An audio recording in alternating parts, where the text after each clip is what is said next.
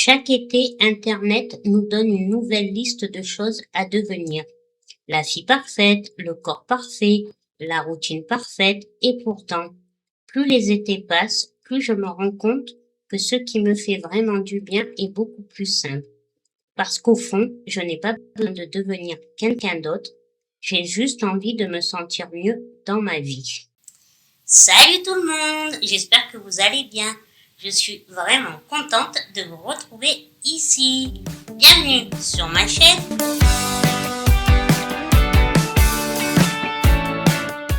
Et bienvenue chez moi ou ailleurs.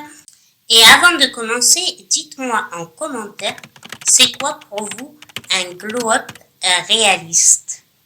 Pas celui des réseaux, un vrai glow-up. Quelque chose qui vous fait réellement du bien. Parce qu'aujourd'hui, j'avais vraiment envie de partager 10 habitudes simples qui vont vraiment nous aider cet été. Je pense qu'on a tous déjà eu cette période où on se dit « cet été, je vais tout changer ». Et puis finalement, quelques semaines plus tard, on abandonne parce que c'était trop de pression. Alors cette année, j'avais envie de voir les choses autrement. Pas en essayant de devenir une nouvelle personne, mais simplement en ajoutant quelques habitudes qui font du bien au quotidien. Et j'avais envie de partager avec vous celles qui pourront vraiment nous faire du bien cet été.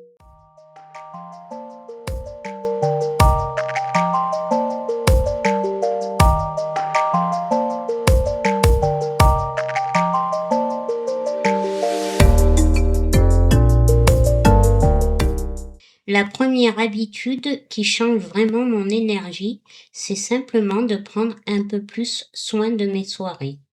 Je ne parle pas de me lever à 5 heures du matin, je parle juste de ralentir un peu avant d'aller dormir. Quand je dors mal, je le ressens partout, dans mon humeur, dans mon énergie et même dans ma motivation. Alors cet été, j'essaye de créer des soirées plus douces, une lumière plus calme, une petite routine qui me permet de comprendre que la journée est terminée. Et surtout, un peu moins de bruit avant de fermer les yeux. Alexa, éteins chambre. La deuxième habitude, c'est simplement de sortir prendre l'air. Ça paraît presque trop simple pour faire une différence. Et pourtant, il y a des jours où quelques minutes dehors changent complètement mon humeur. Voir le soleil, sentir l'air sur mon visage, regarder les arbres, les fleurs, la lumière, ça me permet de ralentir, de sortir un peu de ma tête et de me reconnecter à ce qui m'entoure. Je crois qu'on sous-estime souvent le pouvoir d'un simple moment dehors. Parce qu'on passe beaucoup de temps à penser à ce qu'on doit faire, à ce qu'on n'a pas encore fait ou à ce qui nous préoccupe. Et parfois, le simple fait de sortir quelques minutes, de regarder le ciel, d'observer ce qu'il y a autour de nous, ça nous rappelle que la vie ne se passe pas uniquement sur un écran ou dans nos pensées. Ça ne règle pas tous les problèmes, mais ça permet souvent de respirer un peu mieux, de prendre du recul et de revenir à soi. Et honnêtement, je crois que c'est déjà beaucoup. La troisième habitude, c'est tout simplement de boire davantage d'eau. Je sais que c'est probablement le conseil qu'on entend le plus souvent. Et pourtant, c'est aussi l'un de ceux qui font le plus de différence dans mon quotidien, surtout en été. Quand il fait chaud, on oublie parfois à quel point notre corps a besoin d'être hydraté. Alors j'essaye de rendre ça un peu plus agréable.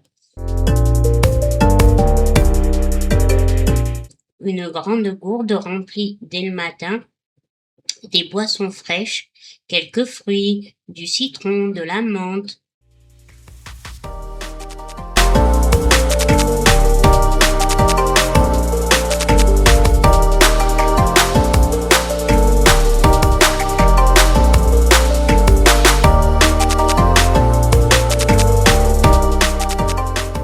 Des glaçons, rien de compliqué. Mais ce sont souvent ces petites choses qui me donnent davantage envie de boire tout au long de la journée.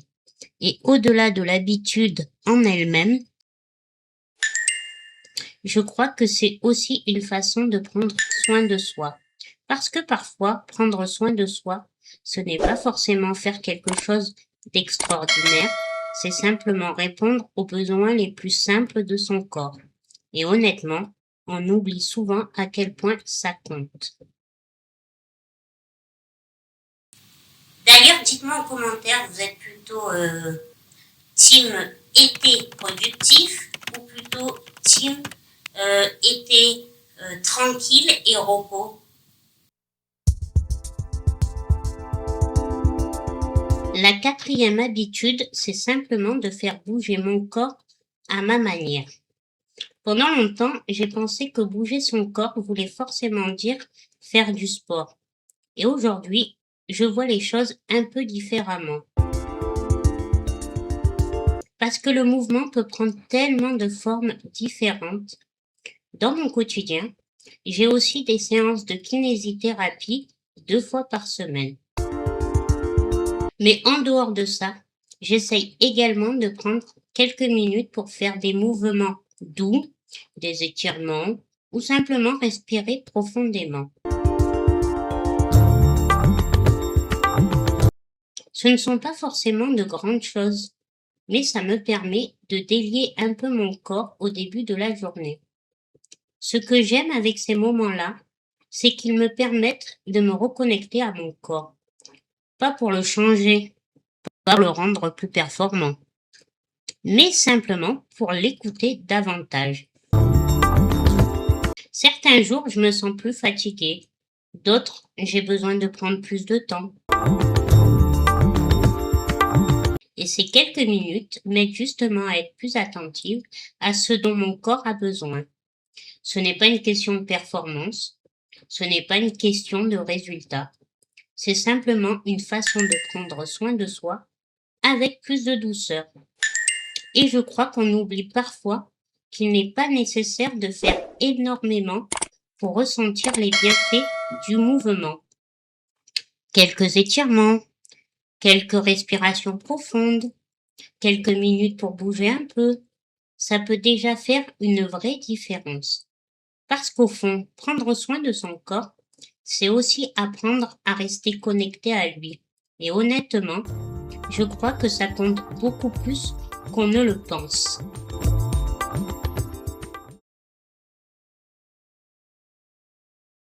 La cinquième habitude, c'est de prendre du temps pour nourrir son esprit. Pendant longtemps, je pensais que prendre soin de soi passait uniquement par le corps. Mais avec le temps, j'ai compris que notre esprit a lui aussi besoin d'attention. Alors j'essaye de m'accorder des moments plus calmes. Lire quelques pages d'un livre, écrire mon carnet, écouter un podcast inspirant, ou simplement prendre le temps de faire quelque chose qui m'apaise. En ce moment, par exemple, j'aime beaucoup écouter des podcasts autour du bien-être, du développement personnel ou de sujets qui me font réfléchir tout simplement. Et parfois, je m'installe avec un café, mon carnet et mon coloriage thérapeutique. Ce sont des choses très simples, mais elles m'aident à ralentir, à me recentrer, à créer un peu plus de calme dans ma journée.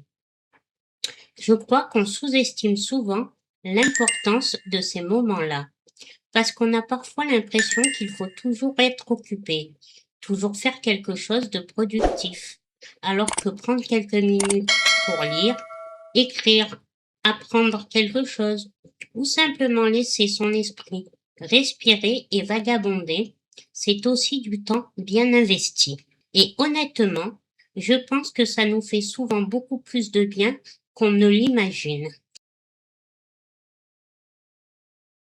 La sixième habitude, c'est de manger des choses qui nous donnent de l'énergie. Et non, je ne parle pas de régime d'été. Je ne parle pas non plus de manger parfaitement.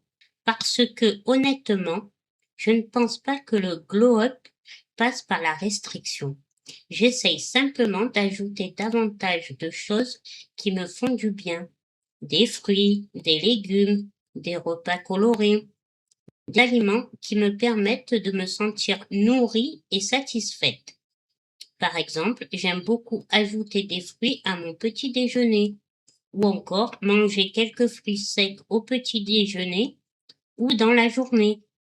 Et même si ça paraît tout simple, je trouve que ce sont souvent ces petits choix qui font la différence sur mon énergie. Parce que ce que l'on mange peut aussi influencer notre énergie au quotidien. Bien sûr, je continue aussi à me faire plaisir. Et je pense que l'équilibre est beaucoup plus important que la perfection. Au fond, prendre soin de soi, ce n'est pas suivre des règles impossibles. C'est simplement essayer d'apporter à son corps ce dont il a besoin. Et honnêtement, je crois qu'il nous le rend plutôt bien. La 7e habitude, c'est de prendre soin de son apparence, mais surtout de le faire pour soi. Pendant longtemps, j'ai entendu dire que s'intéresser à son apparence était quelque chose de superficiel. Et aujourd'hui, je ne suis plus vraiment d'accord avec ça, quoique je ne l'ai jamais été. Parce que pour moi, prendre soin de soi ne se résume pas seulement à ce qu'on ressent à l'intérieur. Ça peut aussi passer par de petits gestes du quotidien. Choisir une tenue que l'on aime, mettre un peu de parfum, prendre soin de ses cheveux, ajouter une touche de gloss ou simplement prendre quelques minutes pour se préparer. Ce ne sont pas forcément de grandes choses, mais je trouve que ces petits rituels ont le pouvoir de changer notre état d'esprit. Non pas parce qu'ils nous rendent plus belles ou plus beaux, mais parce qu'ils nous permettent parfois de nous sentir un peu plus confiantes ou confiants, un peu plus apprêtés, ou tout simplement un peu plus nous-mêmes. Je crois qu'il y a une vraie différence entre vouloir correspondre à une image parfaite et prendre soin de soi parce que ça nous fait du bien. Et pour moi, c'est exactement ça la différence. Au fond, il ne s'agit pas d'impressionner les autres, il s'agit simplement de se regarder dans le miroir et de se dire aujourd'hui, je me sens bien. Et je suis curieuse, c'est quoi la petite chose qui vous fait immédiatement du bien?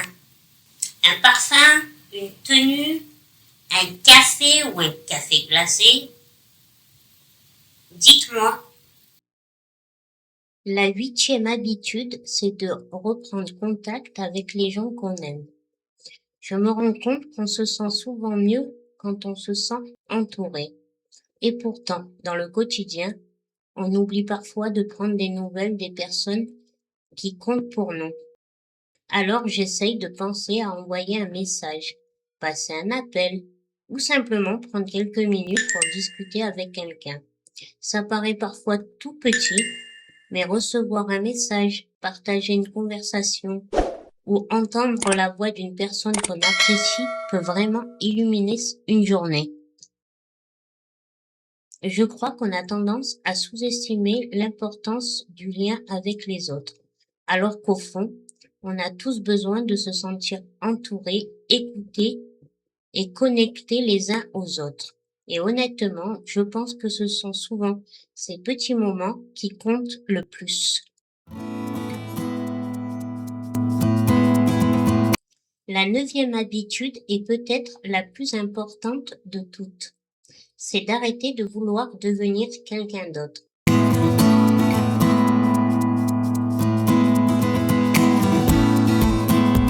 Je crois qu'on passe parfois beaucoup de temps à regarder ce que font les autres, à comparer nos vies, notre corps, notre personnalité ou notre quotidien. Et sans même nous en rendre compte, on finit parfois par croire qu'il faut devenir une autre version de nous-mêmes pour mériter de se sentir bien. Mais avec le temps, je me rends compte que le plus grand glow-up n'est peut-être pas là. Le vrai glow-up, ce n'est pas devenir parfaite ou parfait, Ce n'est pas devenir quelqu'un d'impressionnant. Ce n'est pas cocher toutes les cases que l'on voit sur les réseaux. C'est apprendre à mieux se connaître, à respecter son rythme, à prendre soin de soi avec plus de douceur et à construire une vie qui nous ressemble vraiment. Parce qu'au final, ce que l'on recherche tous, ce n'est pas la perfection, c'est simplement un peu plus de paix, un peu plus d'énergie, un peu plus de confiance et un peu plus de douceur dans notre quotidien.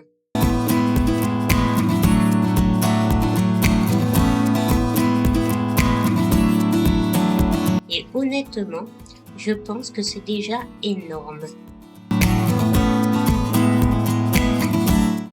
Si vous voulez, on pourra aussi faire une version les habitudes qui ont changé ma confiance en moi, ou même une spéciale rentrée. Et si cette vidéo vous a parlé, n'hésitez pas à me dire en commentaire quelle habitude vous allez mettre en place pour cet été.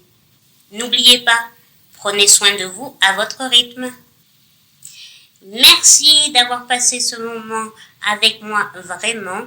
Si cette vidéo t'a apporté des idées ou t'a fait du bien, n'hésite pas à me laisser un petit like et t'abonner pour revenir vivre des moments avec moi, mais toujours sans pression, juste pour le lien. Allez, à une prochaine vidéo. Bisous!